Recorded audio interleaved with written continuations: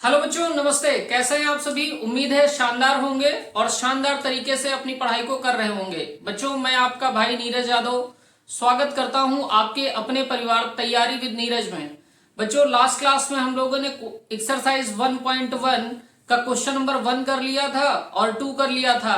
आज बच्चों हमें क्वेश्चन जो बाकी के क्वेश्चन एक्सरसाइज के बचे हुए हैं उनको करना है।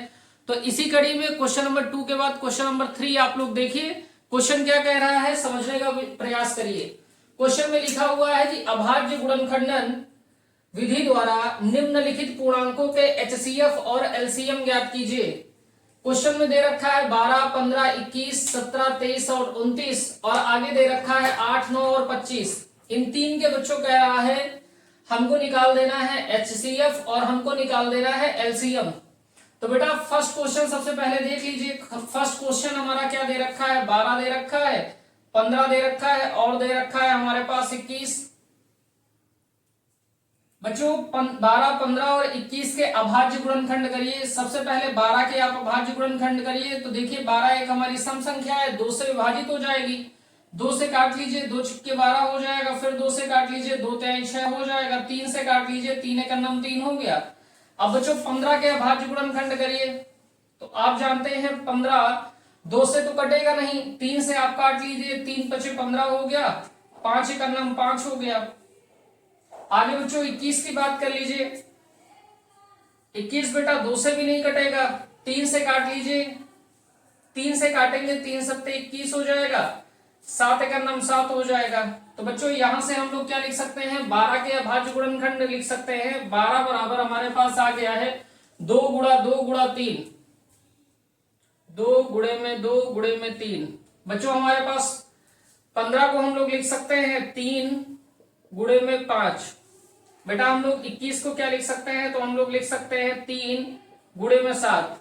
यहां पे देखिए 2 बेटा 2 बार आया है तो इसको हम लोग लिख सकते हैं 2 का स्क्वायर गुणे में 3।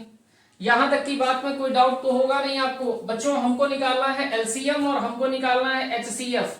हमको निकालना है एलसीएम। एलसीएम किसका किसका निकालना है? तो 12 का निकालना है, 15 का निकालना है, 21 का निकालना है। बच्चों एलसीएम में हम लोग जानते हैं प्रत्येक अभाज्य गुणनखंड लेना होता है अधिकतम घात के साथ।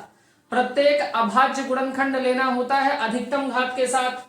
बच्चों यहां देखिए 2 का स्क्वायर दे रखा है, यहां 2 नहीं है, यहां 2 नहीं है, लेकिन हमको प्रत्येक अभाज्य गुणनखंड लेना होता है तो 2 का स्क्वायर हो गया। यहां बेटा 3 दे रखा है, यहां भी 3 दे रखा है, यहां भी 3 दे रखा है तो गुणे में 3 हो गया। यहां बेटा देखिए 5 नहीं है, यहां 5 है और यहां भी 5 नहीं है तो 5 भी आपको लेना पड़ेगा। और बच्चों यहां पे देखिए यहां 7 है लेकिन यहां 7 नहीं है और आगे भी 12 के अभाज्य गुणनखंडों में भी आपका 7 नहीं है। अब बच्चों 2 का स्क्वायर आपका हो जाएगा 4, 3 आपका हो गया, 5 आपका हो गया, 7 हो गया। 4 से 3 में गुणा कर दिए 12 हो गया और 7 और 5 का गुणा कर लिए तो 35 हो गया। 12 और 35 का गुणा कर लेंगे बेटा तो 420 आपका आ जाएगा। तो हमारा जो एलसीएम निकल के आ गया है 12, 15 और 21 का वो 420 हो गया। अभी बच्चों हम लोग को एचसीएफ निकालना है। एचसीएफ हम लोग को निकालना है 12 का, 15 का और 21 का। एचसीएफ बेटा क्या होता है? तो मैंने आपको बता रखा है कि हमको उभयनिष्ठ गुणनखंड लेना होता है न्यूनतम घात के साथ। उभयनिष्ठ गुणनखंड लेना होता है न्यूनतम घात के साथ। बेटा देखिए यहाँ पे आपका 2 का स्क्वायर दे रखा है, यहाँ 2 का स्क्वायर है लेकिन यहाँ नहीं, यहाँ नहीं, तो ये तो हम लेंगे नहीं। यहाँ बच्चों देखिए 3 दे रखा है, यहाँ भी 3 दे रखा है, यहाँ भी 3 दे रखा है, तो तीनों में हमारा उभयनिष्ठ क्या दे रखा है? 3 दे रखा है। तो 3 हमारा एचसीएफ हो गया। यहाँ देखिए 5 है लेकिन यहाँ नहीं तो वो भी नहीं लिया जाएगा। यहाँ 7 दे रखा है, यहाँ पे 7 नहीं है, यहाँ पे 7 नहीं है तो आपका नहीं लिया जाएगा। तो हमारा जो 12, 15 और 21 का एलसीएम आ गया है वो 420 आ गया है। 12, 15, 21 का जो एचसीएफ आ गया है बच्चों वो आ गया है आपका 3। तो बेटा फर्स्ट पार्ट ये हो गया है, इसको आप नोट डाउन कर लीजिए। फर्स्ट पार्ट ये हो गया है, इसको आप नोट डाउन कर लीजिए। फिर हम लोग सेकेंड पार्ट करते हैं। सेकेंड पार्ट देखिए बच्चों, सेकेंड पार्ट में हमको दे रखा है 17, 23 और 29। 17, 23 और 29। बच्चों 17 को अगर हम देखें तो 17 को हम 1 गुणा 17 लिख सकते हैं क्योंकि 17 स्वयं में एक अभाज्य संख्या है।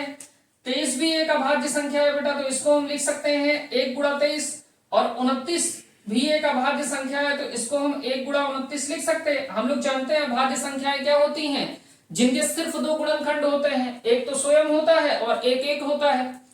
बच्चों सबसे पहले हम लोग यहाँ पे निकाल लेते हैं एचसीएफ। एचसीएफ हमको निकालना है 17 का, 23 का और 29 का।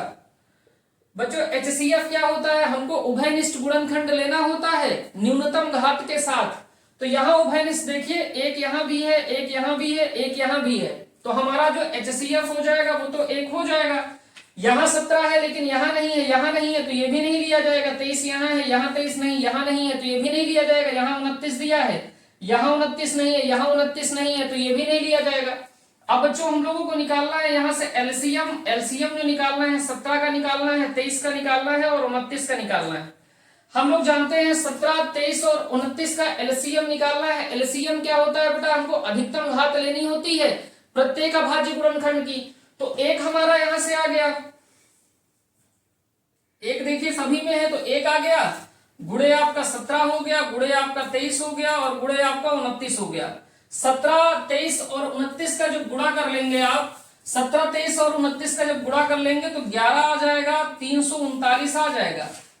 11, 339 बेटा 17, 23 और 29 का मल्टीपल आ जाएगा। तो यही आपका आंसर हो जाएगा। आपका जो एलसीएम आ गया है 11, 339 आ गया है और जो एचसीएफ आपका आ गया है वो आ गया है 1। देखिए बच्चों थर्ड पार्ट हमको दे रखा है 8 दे रखा है, कॉमन 9 दे रखा है और दे रखा है बेटा 25। 8 दे रखा है, 9 दे रखा है और दे रखा है 25। कह रहा है हमको एचसीएफ निकालना है और निकालना है एलसीएम। तो बेटा प्रत्येक के अभाज्य गुणनखंड कर लीजिए। 8 के अभाज्य गुणनखंड कर लीजिए। 2 हमारी सबसे छोटी अभाज्य संख्या है, 2 से काटिए, 2 चौके 8 हो गया, फिर 2 से कट जाएगा, 2 से काटिए, 2 दूनी 4 हो गया, फिर 2 से काट लीजिए, 2 एक 2 हो गया। 9 की बात कर लीजिए बेटा, 9 को काटिए तो 9 को 3 से काट लीजिए, 3 3 9 हो गया और 3 एक बेटा 3 हो गया। बच्चों 25 को काट लीजिए। 25 को हम लोग क्या, 25 को बेटा हम लोग 5 से काटेंगे, 5 पंचे 25 हो गया, फिर 5 से काटिए, 5 एक 5 हो गया। यहाँ पे आप समझने का प्रयास करिए कि हम अभाज्य गुणनखंडों के रूप में इसको लिख रहे हैं। 8 को हम लिख सकते हैं 2 गुणा में 2 गुणा में 2। इसका मतलब 2 की घात बेटा यहाँ 3 है, 2 3 बार आया है तो इसको हम 2 की घात 3 लिख सकते हैं। 9 को हम क्या लिख सकते हैं बेटा, 3 गुणे में 3, यानी 3 की घात यहाँ कितनी है, 2 है। बेटा 25 को हम लोग क्या लिख सकते हैं, 5 गुणे में 5, यानी 5 का क्या हो गया है, स्क्वायर। बेटा हमको निकालना है यहाँ पे एचसीएफ और हमको निकालना है एलसीएम। एचसीएफ निकालना है 8, 9 और 25 का, तो हम लोग लिख लेंगे एचसीएफ ऑफ 8, 9, 25। तो यहाँ पे देखिए एचसीएफ मैंने निकालने का क्या तरीका बताया। मैंने आपसे कहा कि हमको उभयनिष्ठ अभाज्य गुणनखंड लेने होते हैं न्यूनतम घात के साथ। यहाँ पे देखिए 2 की घात बेटा 3 है, यहाँ 3 की घात 2 है, यहाँ 5 की घात 2 है। यहाँ कुछ भी उभयनिष्ठ आपको नहीं मिल रहा है और जहां कुछ भी उभयनिष्ठ बेटा नहीं होता है वहां पे वन उभयनिष्ठ होता है। तो हम इसका एचसीएफ कितना आ जाएगा, 1 आ जाएगा। अभी बेटा हम लोग को निकालना है इसका एलसीएम। एलसीएम जब आप निकालेंगे तो एलसीएम आपको 8 का निकालना है, 9 का निकालना है, 25 का निकालना है। बेटा एलसीएम क्या होता है तो मैंने आपको बता रखा है, हमको लेने होते हैं प्रत्येक अभाज्य गुणनखंड अधिकतम घात के साथ। बच्चों यहाँ पे देखिए प्रत्येक अभाज्य गुणनखंड के रूप में लिखा गया है। यहाँ 2 का क्यूब लिखा है लेकिन 2 का क्यूब यहाँ नहीं है, लेकिन हमको प्रत्येक लेना है तो 2 का क्यूब हो गया, गुणे में 3 का स्क्वायर हो गया और गुणे में 5 का स्क्वायर हो गया। प्रत्येक लेना है इसलिए हम ले रहे, तो 2 का क्यूब हमारा 8 हो जाएगा, 3 का स्क्वायर कर देंगे 9 हो जाएगा और यहाँ बेटा आ जाएगा 5 का स्क्वायर 25। 9 और 8 का गुणा कर लेंगे तो हमारा 72 हो जाएगा और गुणे में 25 आ जाएगा। 72 और 25 का बेटा गुणा कर लेंगे तो हमारा 1800 आ जाएगा और यही हमारा एलसीएम आएगा। और एचसीएफ हम पहले ही निकाल चुके बच्चों, एचसीएफ हमारा 1 हो गया है और एलसीएम हमारा 1800 हो गया है। तो बच्चों ये क्वेश्चन नंबर 3 आपका था जो कि कंप्लीट हो गया। अब हम लोग क्वेश्चन नंबर 4 की तरफ बढ़ेंगे। बच्चों क्वेश्चन नंबर 4 देखिए, क्वेश्चन नंबर 4 कह रहा है एचसीएफ दिया है 306 और 657 का 9, हमसे कह रहा है एलसीएम निकालना है 306 और 657 का। बच्चों हम लोग जानते हैं कि हमारे पास एक फार्मूला होता है, हमारे पास फार्मूला होता है पहली संख्या गुणे दूसरी संख्या दूसरी संख्या बराबर बराबर HCF और गुणे में LCM, ये फार्मूला हमारे पास होता है। बच्चों हमारे पास जो पहली संख्या दे रखी है वो 306 दे रखी है और दूसरी संख्या हमारे पास 657 दे रखा है और इन दोनों संख्याओं का जो HCF दे रखा है वो 9 दे रखा है। हमको LCM निकाल लेना है तो हम लिख सकते हैं ना बेटा, हमने कहा कि हमारे पास पहली संख्या को हम लोग A मान ले रहे हैं 306 और दूसरी संख्या को बेटा हम लोग B मान ले रहे हैं 657। हमारे पास दोनों संख्याओं का HCF दे रखा है, HCF दे रखा है बेटा 306 का और 657 का। कितना दे रखा है आपका? 9 दे रखा है। हमको LCM निकालना है 306 और 657 का LCM निकालना है। हम लोग कह सकते हैं बच्चों कि पहली संख्या गुणे दूसरी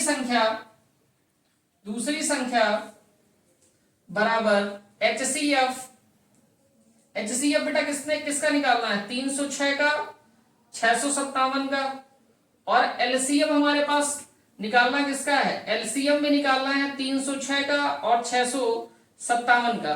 बेटा पहली संख्या हमारी कितनी दे रखी है? तो आप कहेंगे पहली संख्या हमारे पास 306 है, दूसरी संख्या हमारे पास 657 दे रखी है।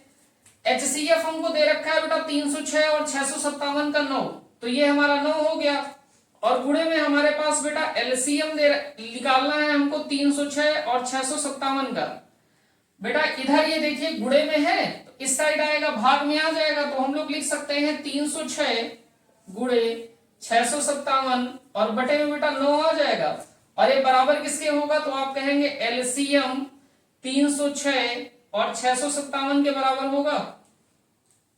9 से बेटा काट लीजिए, 9 एकम 9 हो गया, 9 त्याई आपका 27 हो जाएगा, 3 यहां आपका बच जाएगा, पीछे आप 6 लगा देंगे तो 36 हो जाएगा और 9 चौके 36 होता है। तो आप यहां से कहेंगे बेटा कि LCM of 306 and 657 equal to, बेटा यहाँ 34 आपका है और यहाँ आपका 657 दे रखा है। अब 34 और 657 का गुणा कर लीजिए तो LCM ऑफ 306 एंड 657, यहां से आप गुणा कर लेंगे तो आपका बच्चों आएगा 22,338। तो हम लोग कहेंगे कि LCM जो बेटा 306 और 657 का आ गया है वो 22,338 आया है और यही बच्चों आपका उत्तर है। अब यहां ध्यान क्या रखना है बेटा, हमारे पास जो फार्मूला दे रखा है पहली संख्या गुणे दूसरी संख्या बराबर LCM मल्टीप्लाई HCF, पहली संख्या गुणे दूसरी संख्या बराबर लासा गुणे मासा और बेटा उत्तर हमें मिल गया है 22,338। अगला प्रश्न देखिए बच्चों क्वेश्चन देखिए, क्वेश्चन नंबर 5 क्या कह रहा है? जांच कीजिए कि क्या किसी प्राकृत संख्या n के लिए संख्या 6 की घात n अंक शून्य पर समाप्त हो सकती है। बच्चों इसी टाइप का हम लोगों ने उदाहरण देख रखा है कि 4 की घात n क्या किसी प्राकृत संख्या n जहां प्राकृत संख्या है क्या शून्य पर कभी भी समाप्त होगी? तो हमने वहां बताया था कि अगर किसी संख्या के अभाज्य गुणनखंड आप कर रहे, अगर संख्या जो हमारे पास दी गई है उसके अभाज्य गुणनखंड कर रहे और अभाज्य गुणनखंड में 2 और 5 मिल रहा है, जितने भी अभाज्य गुणनखंड में 2 और 5 का पेयर मिलेगा, क्योंकि 2 और 5 का पेयर मिलेगा तभी आपका एक शून्य बनता है। तो अगर 2 और 5 अभाज्य गुणनखंड में उपस्थित हैं अनिवार्य रूप से, तब तो वो संख्या शून्य पर समाप्त होगी। अगर 2 और 5 अनिवार्य रूप से नहीं है उपस्थित अभाज्य गुणनखंड में तो संख्या शून्य पर समाप्त नहीं होगी। बच्चों यहां पे आप देखिए 6 की घात n हमको दे रखी है, 6 के आप अभाज्य गुणनखंड कर लीजिए तो 2 तिहाई 6 हो गया, 3 से काटिए 3 एकम 3 हुआ। अब आप देखिए 2 तो यहां उपस्थित है लेकिन 5 उपस्थित नहीं है, तो संख्या हमारी 6 की घात n कभी भी शून्य पर समाप्त नहीं होगी। लेकिन इसे लिखना कैसे है वो आप समझिए। तो हम लोग लिख सकते हैं यदि, हल देखिए लिखेंगे क्या, यदि किसी संख्या को शून्य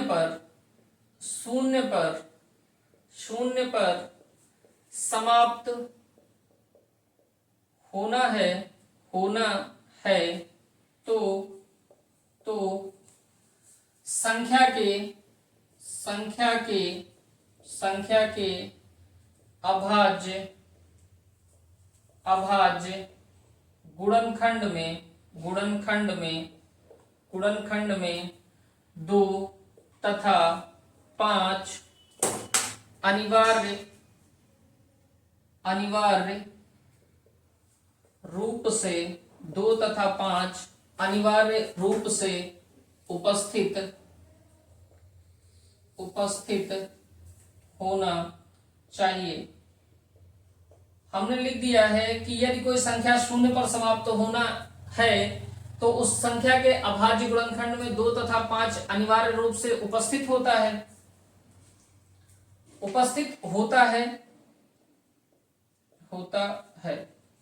बच्चों हमारे पास जो संख्या दे रखी है उस संख्या के अभाज्य गुणनखंड कर लीजिए।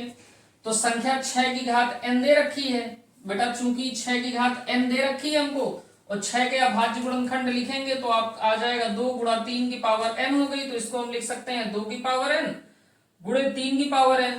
हम यहाँ पे देख रहे हैं कि 5 हमारे पास उपस्थित नहीं है तो हम कहेंगे चूंकि 6 की पावर n में के अभाज्य गुणनखंड में 5 उपस्थित नहीं है, 5 उपस्थित नहीं है। अतः 6 की घात n किसी भी प्राकृत संख्या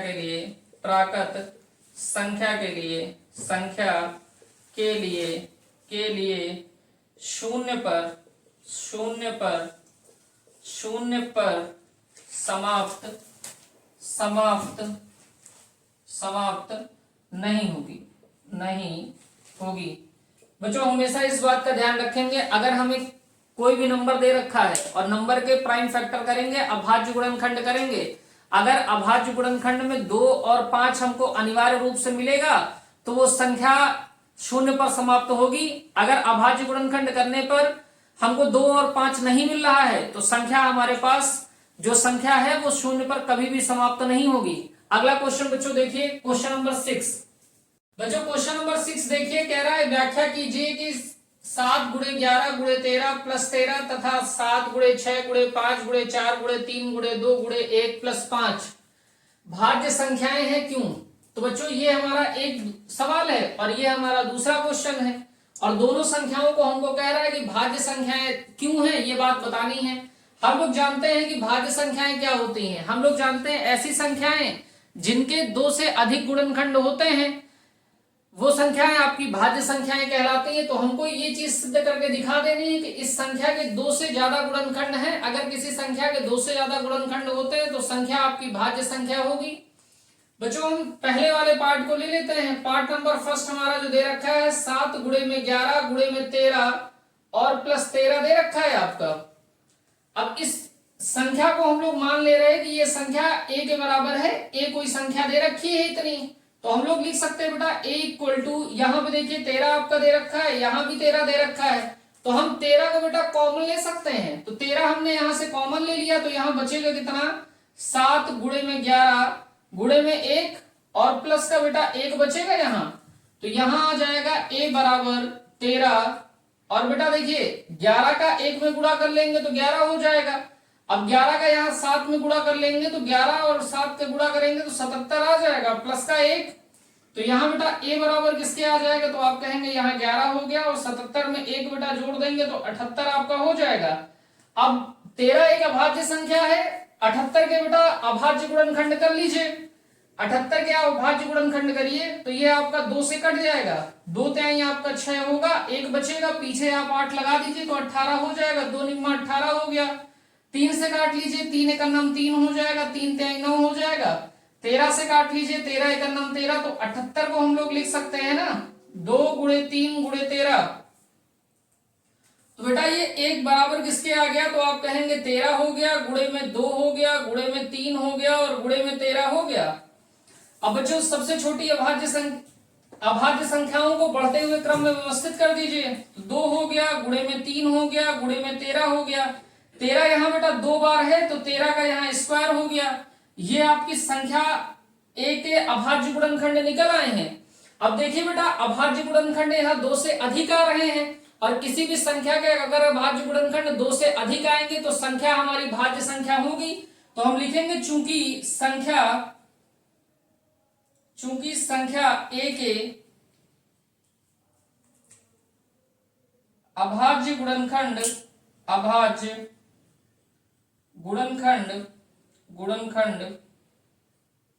2 से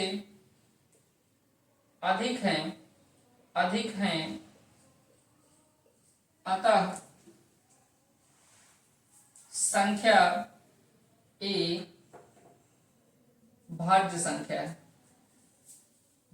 संख्या है। इतनी बात आप नोट डाउन कर लीजिए। अब हम लोग देखेंगे बेटा क्वेश्चन नंबर सेकंड पार्ट इसी का देखेंगे। इसी क्वेश्चन का सेकंड पार्ट देखिए आप। सेकंड पार्ट क्या दे रखा है देखिए।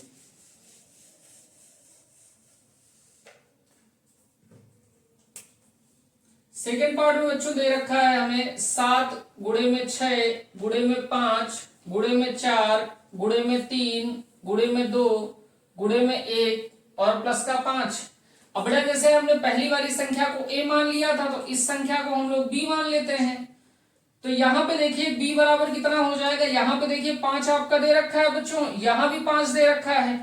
5 दोनों जगह बेटा कॉमन है, तो 5 हम लोग बाहर कॉमन ले लेंगे। तो यहाँ बचेगा कितना, 7 हो गया, गुणे में 6 हो गया, गुणे में 1 हो गया, गुणे में 4 हो गया, गुणे में 3 हो गया, 2 हो गया, गुणे में 1 हो गया, और 5 यहां से भी कॉमन ले लिए ना बेटा, 2 1 हो गया। अब यहां पे देख लीजिए, ये बेटा b है आपका, 5 वैसे का वैसे रहेगा।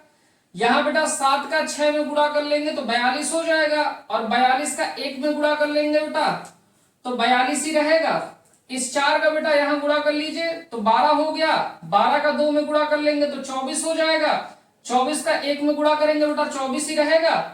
तो गुणे आपका 24 हो गया, प्लस का 1 हो गया। यहां बेटा देखिए b आपका वैसे का वैसे है, 5 आपका वैसे का वैसे रहेगा। 24 और 42 का गुणा कर लेंगे बेटा तो 1008 आपका आएगा, और प्लस का 1 होगा। यहां पे देखिए b बराबर किसके हो जाएगा बेटा, 5 वैसे का वैसे रहेगा। 1008 में आप 1 जोड़ देंगे तो 1009 हो जाएगा।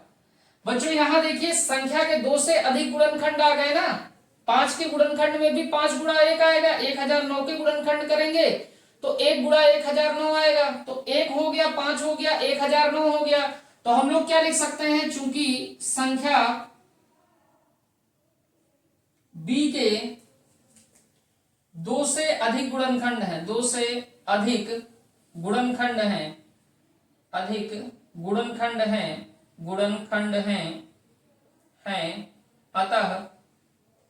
अतः संख्या b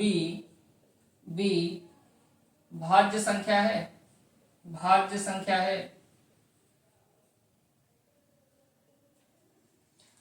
बच्चों क्वेश्चन नंबर 6 तक हम लोगों ने कर लिया है। अब हम लोग देखेंगे क्वेश्चन नंबर 7, लेकिन क्वेश्चन नंबर 7 को देखने से पहले कुछ चीजें हम लोग समझ लेते हैं। बच्चों हम लोग देखेंगे लघुत्तम समापवर्त,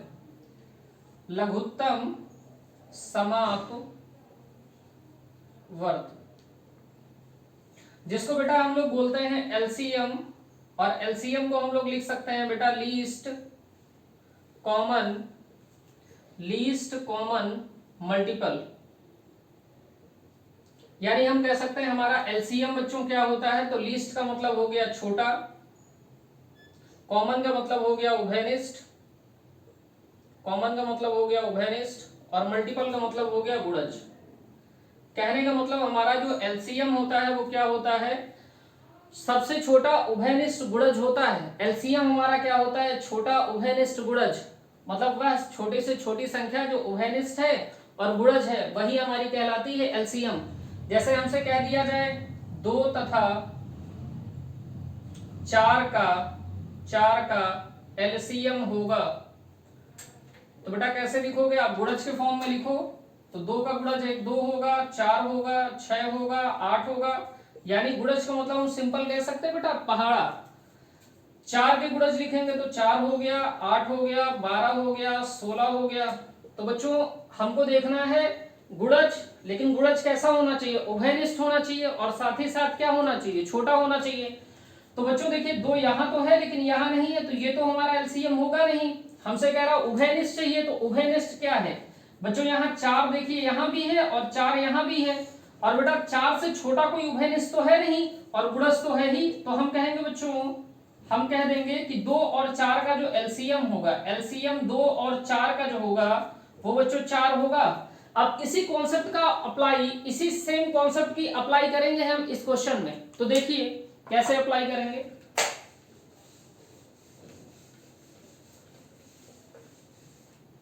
बच्चों क्वेश्चन हमारा क्या कह रहा है, कह रहा किसी खेल के मैदान के चारों ओर एक वृत्ताकार पथ है। कह रहा इस मैदान का एक चक्कर लगाने में सोनिया को 18 मिनट लगते हैं। बच्चों इस बात का ध्यान रखेंगे, सोनिया को कितने मिनट लग रहे हैं, 18 मिनट। कह रहा जबकि इसी मैदान का एक चक्कर लगाने में रवि को 12 मिनट लगते हैं। बच्चों एक लड़की है सोनिया, जिसको एक वृत्ताकार मैदान है, वृत्ताकार पथ है मैदान का, जिसका चक्कर लगाने में 18 मिनट लगते हैं, और एक लड़का है रवि जिसको 12 मिनट लगते हैं। कह रहा कि मान लीजिए वो दोनों एक ही स्थान और एक ही समय पर चलना प्रारंभ करके एक ही दिशा में चलते हैं, तो कितने समय बाद पुनः प्रारंभिक स्थान पर मिलेंगे। मतलब जो सवाल हमारे को क्या कह रहा है एक मैदान दिया गया है, खेल का मैदान है, उस पर वृत्ताकार पथ बना हुआ है। उस मैदान के वृत्ताकार पथ को एक चक्कर लगाने में सोनिया को 18 मिनट लग रहे हैं, जबकि रवि उसी मैदान का चक्कर लगाता है तो उसको 12 मिनट लगते हैं। कह रहा अगर हमको ये पता हो, मान लिया जाए कि वो दोनों एक ही स्थान से चलते हैं, एक ही दिशा में चलते हैं और एक ही समय पर चलना प्रारंभ करते हैं, तो कितने समय बाद वह दोनों प्रारंभिक स्थान पर मिलेंगे। कहने का मतलब है बेटा मान लिया जाए जैसे ये हमारा एक वृत्ताकार पथ हो गया। अब इस वृत्ताकार पथ पर ये कोई बिंदु है जहां सोनिया आपकी है, और सोनिया इसी बिंदु से चलना स्टार्ट करती है। तो सोनिया एक चक्कर ऐसे लगाएगी, इसको एक चक्कर लगाने में बच्चों समय कितना लगेगा, तो आप कहेंगे सोनिया को एक चक्कर लगाने में समय जो लग रहा है वो 18 मिनट लग रहा है। बच्चों यहीं से रवि भी स्टार्ट करेगा, इसी बिंदु से रवि भी स्टार्ट करेगा, यहां से रवि भी स्टार्ट करेगा, और रवि को जो चक्कर लगाने में समय लग रहा है, रवि को जो समय लग रहा है बेटा वो 12 मिनट लग रहा है। तो हम लोग क्या कह सकते हैं, हम लोग यहां से एक सिंपल बात कह रहे कि बेटा ये बिंदु है, यहीं से सोनिया भी चलती है और यहीं से रवि भी चलता है, तो रवि को ये पूरा चक्कर करने में 12 मिनट लग रहे हैं और सोनिया को पूरा चक्कर लगाने में 18 मिनट लगेंगे। तो बेटा यहां से समझने की प्रयास ये करिए कि सोनिया एक चक्कर तो 18 मिनट में लगाएगी, लेकिन अगर सोनिया को दूसरा चक्कर लगाना पड़े तो सोनिया 18 गुणे 2 यानी 36 मिनट लगाएगी, और सोनिया को तीसरा चक्कर लगाना होगा तो 54 मिनट लगाएगी। यानी ये 18 के मल्टीपल ही तो हैं, 18 के गुणज में ही तो समय लग रहा है। रवि की बात करिए तो रवि सोनिया से अपेक्षाकृत तेज दौड़ रहा है, वो 12 मिनट में एक चक्कर लगा ले रहा, सोनिया 18 मिनट लगा रही, तो एक चक्कर लगाने में 12 मिनट का समय लग रहा है, तो दूसरा चक्कर रवि को लगाने में 24 मिनट लगेगा और तीसरा चक्कर लगाने में 36 मिनट लगेगा। तो बेटा ये भी जितने चक्कर लगा रहा है उतने मल्टीपल ही तो 12 के हो रहे हैं। तो हम यहां से क्या कह सकते हैं कि हमको निकालना है कि प्रारंभिक बिंदु यानी इस बिंदु पर रवि और सोनिया एक साथ कैसे मिलेंगे। तो बच्चों पहली बार जब रवि दौड़ रहा होगा तो रवि का तो पूरा चक्कर पूरा हो जाता होगा, लेकिन हो सकता है सोनिया यहीं तक पहुंच रही हो। दूसरा चक्कर रवि लगाता है तब भी नहीं मिलते हैं, तीसरा चक्कर लगाता है, तो हमको ये देखना है कि किस समय पर दोनों इसी बिंदु को पर पहुंच जाएंगे। तो बच्चों हमको निकालना क्या होगा, सोनिया और रवि का लैसे निकालना होगा, यानी 18 और 12 का लासा निकालना होगा। जब हम लासा निकाल लेंगे तो वही तो मल्टीपल होगा, और मल्टीपल ही हमको निकाल के देना है। तो हम यहां से देखेंगे, हम लोग लिख लेंगे, हम लोग हल करना प्रारंभ करेंगे। हम लोग लिखेंगे सोनिया को मैदान का एक चक्कर लगाने में लगा समय। तो बच्चों सोनिया को मैदान का एक चक्कर लगाने में कितना समय लग रहा है, तो आप कहेंगे 18 मिनट लग रहा है। सेम चीज हम लोग लिखेंगे रवि को मैदान का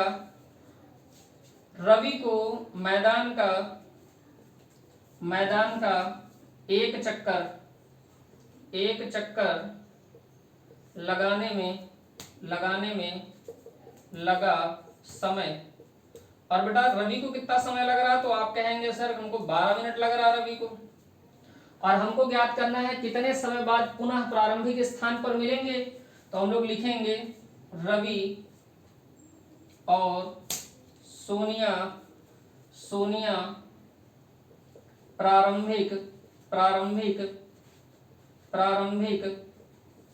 स्थान पर मिलेंगे। और वो समय क्या होगा बेटा, जो हमारा एलसीएम आ जाएगा 12 और 18 का, हमको 12 और 18 का एलसीएम निकालना है।